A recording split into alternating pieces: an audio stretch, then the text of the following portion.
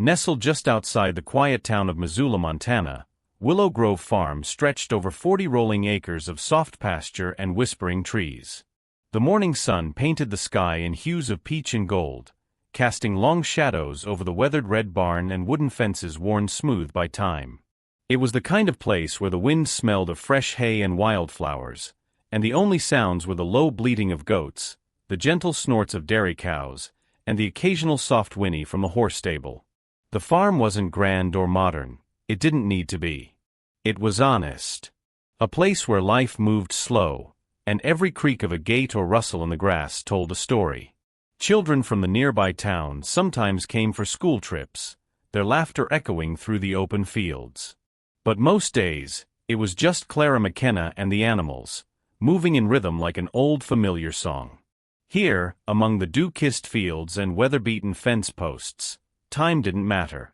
Hearts had a way of healing themselves beneath these wide Montana skies, especially the ones that had forgotten how to hope. Clara McKenna was the kind of woman who spoke more with her hands than her mouth. At 47, she had the weathered skin of someone who'd known early mornings and late nights tending to animals, not people. Her home was a modest farmhouse tucked at the edge of Willow Grove Farm, a place she inherited from her grandparents and refused to ever leave. She lived alone, not out of loneliness, but by choice. The goats knew her scent, the horses recognized her voice, and the cows leaned into her touch like old friends. She had buried both her parents and a sister who never learned to speak, and though life had left a few cracks in her heart, Clara wore them like patches, quiet reminders of love that once was. Richard Lawson, by contrast, was all sharp lines and polished suits. A self-made billionaire from Silicon Valley, he was a man used to control, until he lost his wife in a car accident and his son stopped speaking. At 66, he carried more than just his wealth. He carried guilt, grief, and the helplessness of a father watching his child retreat into silence. When the doctors offered little hope and the headlines became unbearable, he packed their bags and drove north, to the last place on earth where Wi-Fi wasn't king. Eli Lawson was only 9, but pain had aged him. He flinched at loud sounds, hid from strangers, and hadn't looked anyone in the eye in almost 2 years. Words had left him, replaced by silence and stares. But deep in his eyes, underneath the fear, was something fragile. Something waiting.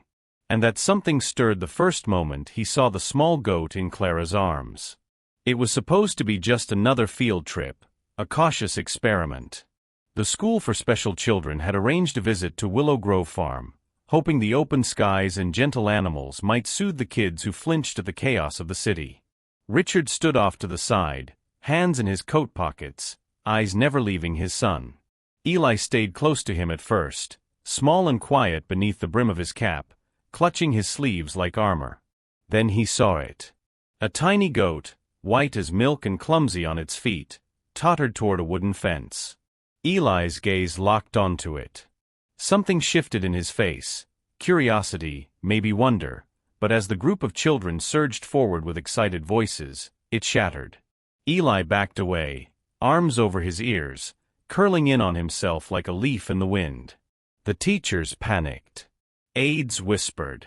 Richard took a step forward, then froze. Clara moved first. She didn't speak. She didn't rush. With the patience of someone who'd known broken things, she knelt in the straw, lifted the baby goat into her lap, and rocked it gently. Then, in a soft, scratchy voice, she made it bleat. "Eli," she said through the goat, "this little one's been waiting to meet you." Eli stopped shaking. Slowly, he looked up, eyes wide, lips parted, chest still trembling. Then, without a word, he reached out and touched the goat's head. From across the barnyard, Richard stood like stone, unable to speak. His heart pounded, his breath caught. For the first time in years, his son had reached out, toward life. The sun had dipped low behind the barn when Richard finally approached her. Clara was tossing hay into the goat pen, her sleeves rolled up, straw clinging to her boots. She didn't look surprised to see him, just tired in the way only people who worked with the earth truly understood. "I owe you more than I can say," he began, his voice rougher than he intended. Clara wiped her hands on her jeans, but said nothing. He took a slow breath, his gaze fixed on the fence where Eli had stood earlier. My son hasn't let anyone get close to him in over 2 years. Therapists. Teachers. Even me. He paused, swallowing the weight in his throat. But today, he touched that goat. And then he looked at you. Clara didn't smile. She wasn't the kind of woman who filled silence with pretty words. Instead, she glanced toward the goat pen, where the kid now lay curled in the hay, and said softly, "Animals don't ask for words. They just wait." Richard studied her, this woman with calloused hands and dirt on her sleeves, who somehow reached his son without trying. "I'd like to ask you something," he said. "Would you consider spending some time with Eli? A couple of days a week. Not as a teacher, just as yourself." Clara hesitated, eyes narrowing just slightly. "I'm no therapist, Mr. Lawson." "I don't need a therapist," he replied. "I need someone who knows how to listen without saying a word." And in that quiet moment, surrounded by the soft sounds of the farm, something unspoken passed between them, an understanding born not from credentials, but from compassion. "I can arrange transportation. Pay whatever you ask.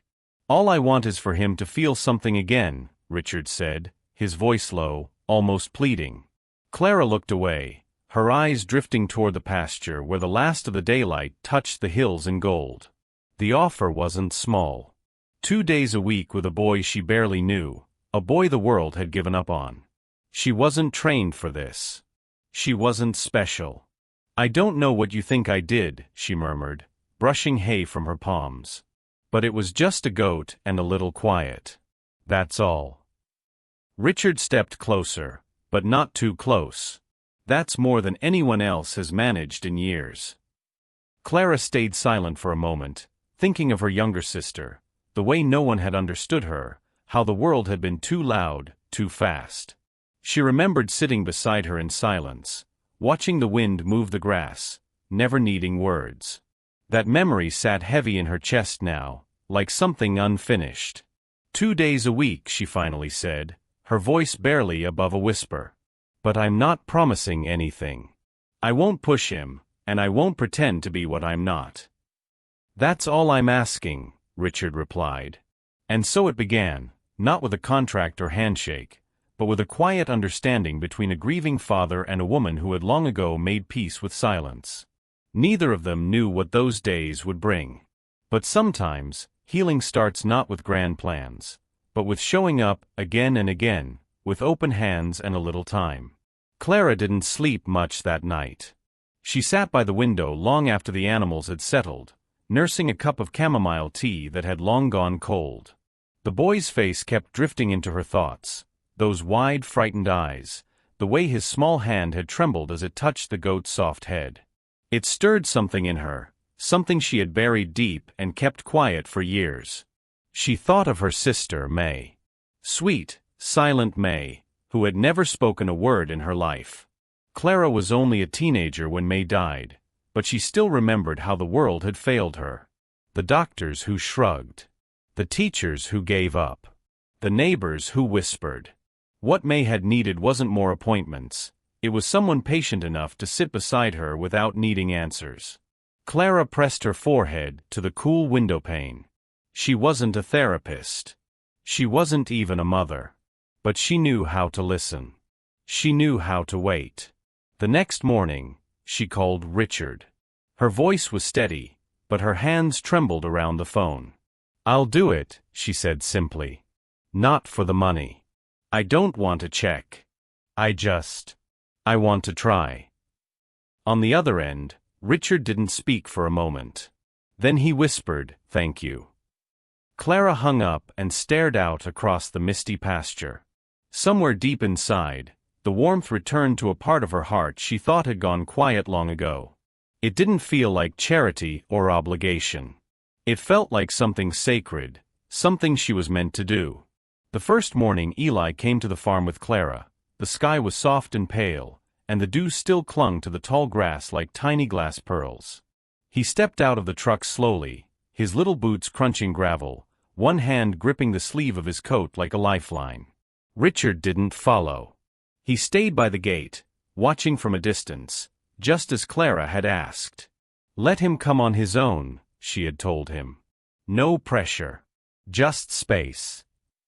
Clara didn't reach for him. She didn't call his name. Instead, she turned and started walking slowly toward the barn, her steps unhurried, her presence quiet. After a moment, Eli followed, his small frame cautious but curious, eyes darting from fence to pasture, watching goats graze and chickens scratch at the earth. Inside the barn, it was warm and filled with the earthy scent of hay and life. A young sheep lay curled in a bed of straw near the open stall, its wool clean and white like cotton candy. Clara crouched beside it and spoke, not to Eli, but to the sheep. Well, look who's still hiding from the world, she said gently, brushing her hand across the sheep's thick wool. Molly, you silly girl. Still too shy to say hello, huh? Eli lingered at the doorway, eyes fixed on the animal. Clara smiled, not turning to look at him. This is Molly. She's new here. Gets nervous when folks get too close. Yesterday, she stayed in that corner the whole time. Reminded me of someone I saw near the goat pen. There was a pause. Then, a small shift. A tiny step forward. Eli came closer, slowly, like a bird afraid to startle the wind. Clara kept talking, her voice like a lullaby wrapped in straw. She's soft, though. Want to feel. She didn't offer her hand. Didn't guide him. Just let the question sit. And Eli, silent, hesitant Eli, reached out. His fingertips brushed Molly's wool. His shoulders didn't tense. His breath didn't catch. Instead, for the first time in what felt like forever, something flickered across his face. A smile, small, quick, and vanishing, but real. From outside, Richard saw it through the open barn door. He leaned against the fence, one hand gripping the wood, the other pressed to his mouth. Clara glanced up and met his eyes through the dim light. She didn't say anything. She didn't need to. She just gave the sheep a final pat and whispered, "Good girl, Molly." By the third week, word had started to spread. A few calls came in, some discreet, some not. Richard's assistant, Miriam, voiced her concerns first. She'd been with him for over a decade, seen the rise of his tech empire and the unraveling of his family after the accident. "Sir," she said carefully during a late-night video call, "I don't mean to interfere, but people are asking questions. About the boy. About the farm. About this woman." Richard didn't respond right away. He watched the screen in silence, the reflection of the barn light flickering in his glasses. Miriam hesitated. "I just want to understand. You're letting Eli spend hours in a barn? With goats and sheep and, no offense, someone without any formal training?" He finally looked up. His voice was low, steady. "I'm letting him breathe." Later that week, an old business partner stopped by unannounced. He took one look at Eli walking barefoot in the pasture, mud up to his ankles, a stone clutched in each hand, and pulled Richard aside. "This is how you want your son raised now," he scoffed. "In a place where chickens roam free and there's no Wi-Fi?" Richard didn't answer. He didn't need to. Because while the world questioned, doubted, and whispered behind closed doors, he had seen something they hadn't. He'd watched his son kneel in the grass, carefully selecting smooth pebbles, light ones, round ones, ones with specks that shimmered under the sun. Then Eli would walk, slow and purposeful, to the cow pasture and place them gently beside the fence posts. "For the cows," Clara had explained with a knowing smile. "He thinks they're gifts. That they make the cows happy." Richard had stood still, unable to speak. His boy, who once screamed at the sight of strangers, was now gathering offerings for animals, small, quiet acts of connection that no therapist had ever been able to inspire. Eli didn't use words, but his gestures said enough. A pebble for a cow. A blade of grass left for the goat. A fallen feather tucked into Clara's boot with care. So Richard let the whispers come. Let the world wonder what he was doing, bringing his son to live among hay bales and barn cats.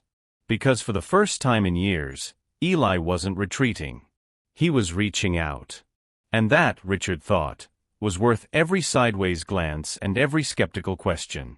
It started with a headline. Splashed across a popular online news outlet, the words were designed to mock more than inform. Billionaire moves son to goat farm, healing through hay? The article was filled with grainy drone photos and snide commentary. It painted Richard as an eccentric father, desperate and delusional, throwing money at a rustic fantasy. It described Clara as a reclusive farm woman with no credentials, and questioned the wisdom, if not the sanity, of letting a child with special needs spend time among animals instead of in clinics. Within hours, it went viral. Talk shows picked it up. Pundits debated parenting, privilege, and rural remedies. Some laughed. Others gasped. A few voices defended him, but they were drowned out by the noise. Richard saw it all unfold on his phone, the glow of the screen harsh against the soft light of the Montana morning. He read the comments, cruel, careless words typed by people who'd never seen his son cry without making a sound. People who didn't know what silence could do to a child.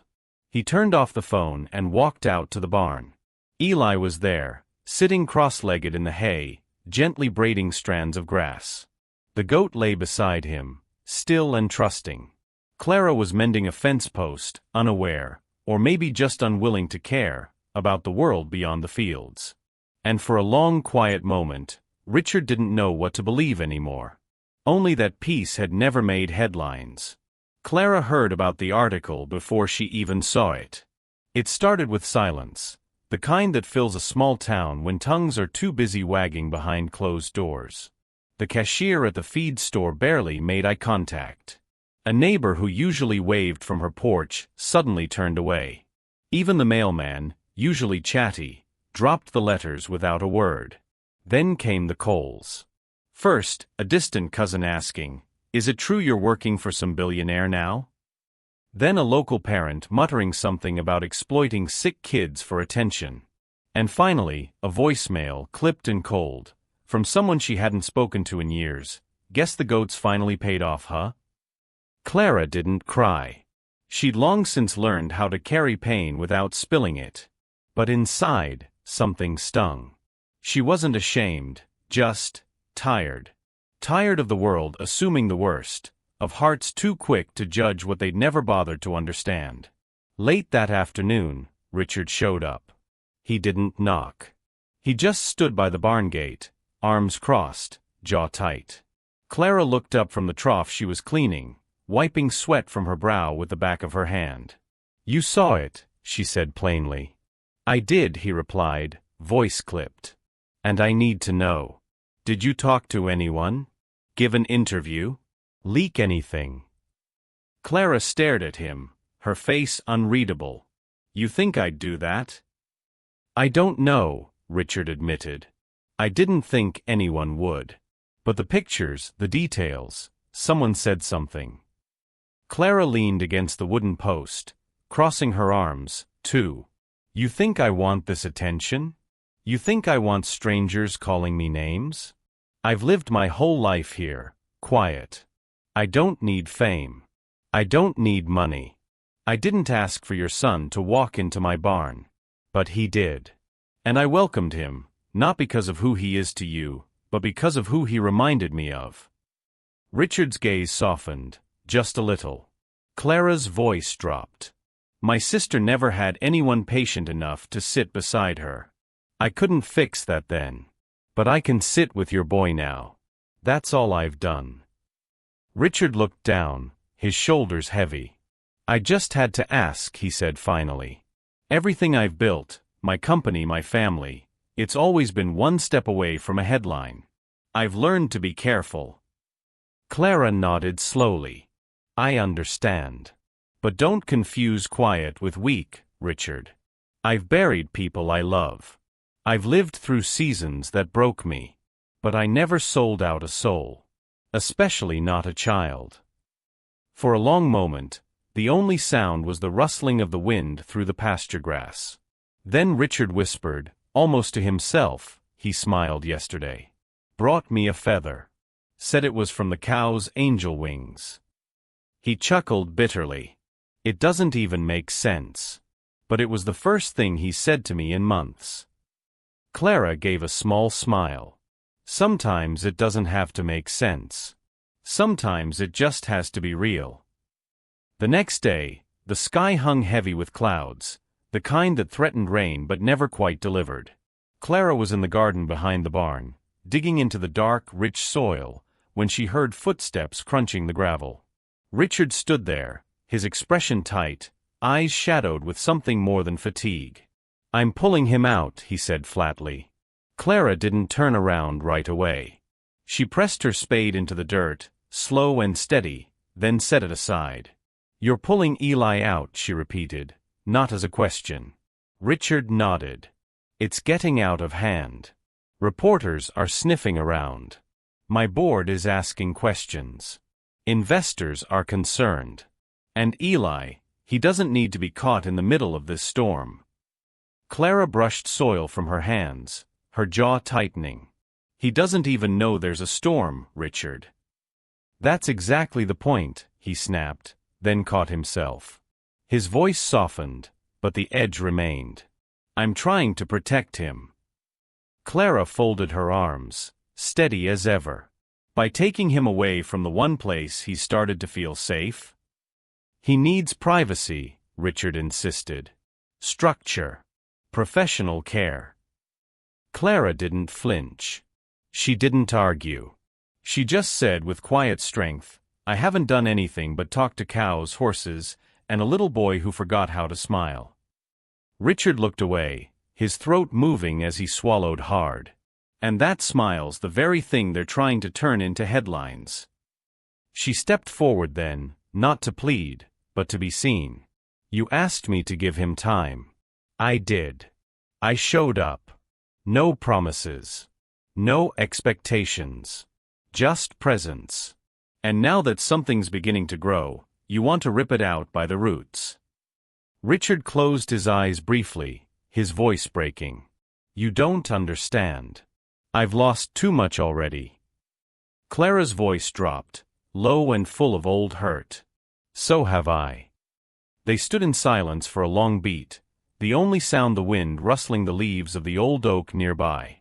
Finally, Clara spoke again. "I won't fight you. If this is your decision, I'll step back. I won't call. I won't interfere." Richard gave a slow nod, though it pained him more than he expected. "Thank you. But know this," she added gently, "Eli doesn't need a fortress built around him. He needs someone willing to sit in the quiet with him.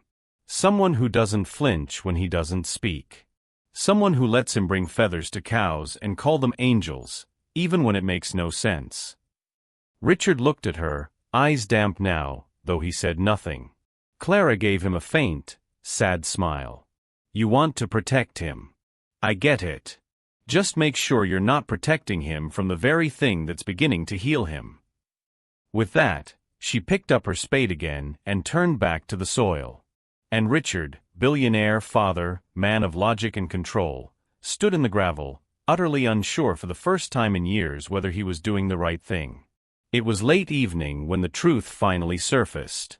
Richard had just returned from a terse board meeting in town, where questions were asked in veiled tones and trust in his judgment had begun to fray, when his assistant met him at the front porch, her face pale. "You need to see this," she said quietly, handing him a printed email. It was from a junior media technician, someone barely old enough to rent a car, admitting that the drone footage used in the now viral article had been captured without permission. He wrote nervously, apologizing for flying over private property and filming the boy without Clara's or Richard's consent. "I didn't think anyone would notice," the message read, "but now that it's gone public, I'm sorry. I didn't mean to hurt anyone." Richard's fingers clenched around the page. He didn't speak. Just walked into the house, up the stairs, and down the hall to Eli's room. The door was slightly ajar. Inside, the room was dim, lit only by the fading lavender light spilling through the window. Eli sat cross-legged on the floor, hunched over a piece of newspaper. His small fingers moved slowly, precisely, folding and creasing with the focus of a child who found comfort in repetition. Richard leaned in, watching. It took him a moment to understand what Eli was making. A goat. Not a perfect one. Its legs were uneven, and the ears bent in odd directions, but it was unmistakable. Eli stared at it for a long time, then picked up a crayon and scrawled something across the side of the paper. Richard stepped closer, sinking to one knee beside his son. Eli didn't flinch. He simply slid the goat toward his father, offering it like a gift. On the side, in shaky block letters, were the words, "I want Miss Clara. She's not loud like the city." Richard felt his throat tighten. He reached out and rested a hand gently on his son's back. "I know," he whispered. "I know, buddy." He looked around the room, silent, soft, safe. And yet, even in this quiet, Eli longed for something quieter. Something deeper. Clara. Not her words, not her smile, just her presence. Her stillness. The way she let the world slow down enough for Eli to feel it without fear. Richard sat there for a long time, holding the paper goat in one hand, his other still resting on the small warm shoulder beside him. The city was loud. Clara wasn't. And somehow, in a world full of shouting, she had heard the whisper inside his boy's heart. Richard sat on the edge of Eli's bed long after the boy had curled up beneath his blanket, one arm tucked around the crumpled paper goat. The room was silent, save for the occasional chirp of crickets outside the window and the slow, steady rhythm of Eli's breathing. In his hands, Richard held the note again, those simple, uneven words etched into his memory now, "She's not loud like the city." He stared at them, letting the weight of it settle. All this time, he had been chasing silence with noise, throwing money at specialists, building walls of security, managing media fallout like it was just another quarterly crisis. He had shielded Eli from reporters, from cameras, from pitying stares, but he hadn't known how to shield him from the loneliness that came with all that protection. His son hadn't asked for a miracle. He'd asked for peace. And Clara, without credentials, without promises, had given it to him. Not with therapy sessions or structured plans, but with open pastures, warm straw, and the quiet patience of someone who didn't need to be understood to understand. Richard looked down at the boy sleeping beside him, his chest rising and falling like a tide finally at rest. In all his worry about headlines and reputations, he'd missed the only thing that mattered. His son was healing, not in a clinic, but in a barn, with a goat, and a woman who knew how to listen to silence. Clara was out near the old barn, mending a section of fence that the goats had once again tested beyond its limits, when she heard the sound of tires crunching along the gravel road. She didn't look up right away. There had been too many cars lately, reporters, curious townsfolk, people who came to look but never stayed long enough to listen. But this engine she recognized. Richard stepped out of the car slower than usual. Gone was the crisp suit jacket and the tension in his shoulders.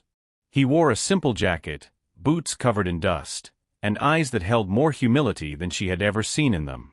He walked up to the fence, cleared his throat, and took off his cap. The wind tugged at his silver hair. "I don't have much to offer you," he said quietly. "No apology big enough, no explanation that makes it right." Clara kept her gaze steady. She didn't interrupt. He swallowed, then continued, "You don't have a degree. No framed certificates. But you have something the world can't manufacture or buy." His voice cracked just slightly. "You have patience. The kind that doesn't need words. The kind that sees a child before seeing a diagnosis." Clara's hands paused on the fence post. For a moment, neither of them spoke. Then, slowly, she nodded. And just like that, things began again, but not where they'd left off. This time, there were no conditions, no expectations. Clara welcomed Eli back not as an obligation, but as someone she had missed. She showed him how to collect eggs gently, how to brush a horse without startling it, how to plant seeds in rows that would one day bloom under the wide Montana sky. And Eli, who once walked with his head down and hands clenched, now ran barefoot through the grass, laughing at the way the chickens scattered in his wake. Together, Richard and Clara began to build something more than a routine. They cleared a small corner of the farm and turned it into a sanctuary, not a therapy center, not a clinic, but a space where children like Eli could come and simply be. No fluorescent lights. No clipboards.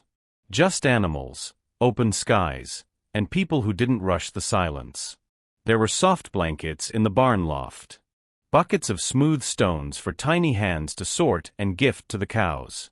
And each morning began not with alarms, but with a low hum of life waking slowly, the bleat of a goat, the crow of a rooster, the whisper of wind through the cottonwoods. They named it the quiet pasture.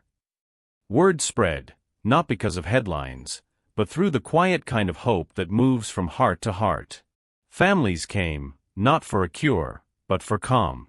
And the children who visited left something behind each time: laughter, a drawing, a feather tucked into a fence post. Richard often sat at the edge of it all, watching his son feed the goats with Clara at his side. He no longer worried about what the world thought. Because here, in this place of stillness, he had found something even rarer than success. He had found peace. The late afternoon sun cast a golden hue across the pasture, bathing everything in the soft light of a world unhurried. The fences glowed with warmth, the field swayed gently in the breeze, and a quiet hush hung in the air, as if even the earth had paused to listen. Richard stood near the edge of the corral, one hand resting on the wooden rail, the other holding his breath. Eli sat atop a chestnut mare named Daisy, his small hands gripping the reins loosely. Clara stood nearby, calm and steady, her hand on the horse's neck, murmuring something only the animal could hear. It wasn't the first time Eli had ridden a horse, but it was the first time he'd done it without fear. He looked taller up there, older somehow. Not because of the height, but because of the quiet confidence that wrapped around him like the sun on his shoulders. As the horse began to move, slow and patient, Richard walked alongside, his heart beating louder than the hooves against the dirt. Every step felt like a mile, every glance from his son a miracle. And then, just as Daisy paused at the far end of the pen, Eli turned in the saddle and leaned down, his voice barely above a whisper. "Dad," he said, eyes shining, "the horse used to be scared of me. But now, she trusts me." Richard swallowed hard, nodding, unable to speak. Because he understood what his son was really saying. The fear wasn't one-sided. Eli had feared the world, and in turn, expected it to fear him back. But here, in this space of stillness, of straw and sweat and patient silence, he had learned something powerful. Trust wasn't given. It was built. And it had been built slowly, over weeks of quiet mornings and gentle gestures. With goats and stones. With soft voices and open hands. With Clara, who never once asked Eli to speak, but heard him all the same. Later that night, Richard sat on the porch with Clara beside him. The stars blinked above like they had a secret to keep. He looked over at her and said softly, "I spent millions trying to fix what I thought was broken. Specialists, programs, consultants." Clara didn't answer. She just rocked slightly in her chair, listening to the crickets. Richard continued, "But you never tried to fix him. You just saw him." She looked at him then, her eyes warm but tired in the way only people who have loved deeply truly understand. "I didn't fix anything," she said. "I just waited. Sometimes, that's all a child needs, to be given enough time and space to remember who they are." Richard nodded, his throat tight. And as they sat there, in the gentle dark of Montana, a thought settled deep in his chest. Sometimes, the one who heals a child isn't a doctor. It's the one who isn't afraid to get their hands dirty. The one who kneels in the mud, listens to the quiet, and chooses to stay, even when no one else does. If this story brought a smile to your face, or maybe a tear to your eye, if it reminded you that healing sometimes begins not in hospitals, but in quiet barns. Not with loud voices, but with gentle hearts. Then please take a moment to click that like button. It helps more than you know. And if you believe the world needs more stories like this, stories of kindness, patience, and second chances, then go ahead and subscribe to Justice Reloaded HD. We've got more to share. Thank you for walking this journey with us today. Until next time, stay kind, stay hopeful, and never underestimate the power of a quiet moment.